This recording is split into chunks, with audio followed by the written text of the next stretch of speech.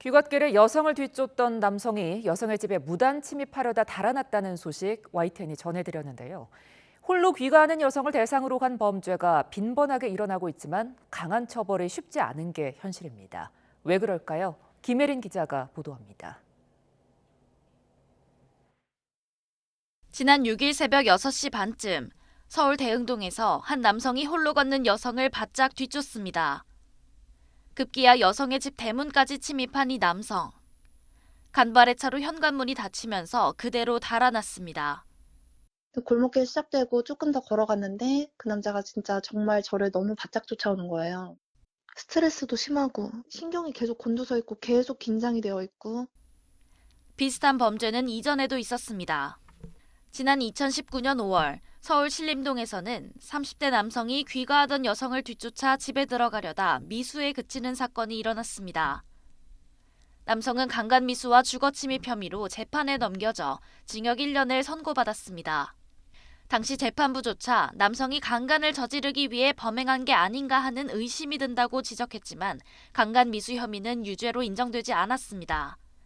왜 그럴까? 여성을 뒤쫓는 범죄에 강간미수 혐의를 적용하려면 피의자의 성폭력 의도까지 법원에서 인정해야 합니다.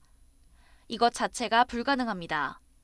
의도나 생각을 처벌하는 법 자체가 불가능하므로 실제로 일어난 행위에 대해서만 처벌할 수 있습니다. 건장한 남성이 집에 가는 길에 일어났다라고 하면 사람들이 아마 이걸 보면서 이렇게까지 놀라고 이런 건 강간미수 아니냐 막 이렇게 여론이 들끓고 하지 않았을 겁니다. 의심이 짙다 하더라도 행위를 한 게 아니기 때문에 의심만으로 처벌할 수는 없다는 겁니다. 그런데 여성 10명 가운데 7명은 모르는 남성의 주거 침입을 성범죄의 예비나 미수 단계로 여기는 게 현실입니다. 따라서 강력범죄 의도가 있다고 보이는 경우에는 관련 법으로 대신 처벌을 강화해야 한다는 지적이 나오고 있습니다. 주거침입죄 자체의 형량을 강화하는 것도 하나의 방법입니다.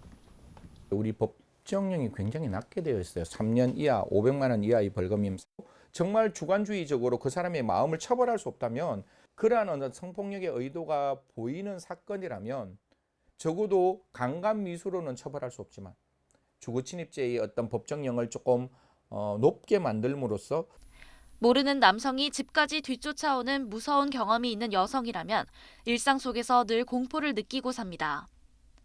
이를 해소할 법 개정 논의가 필요해 보입니다. YTN 김혜린입니다.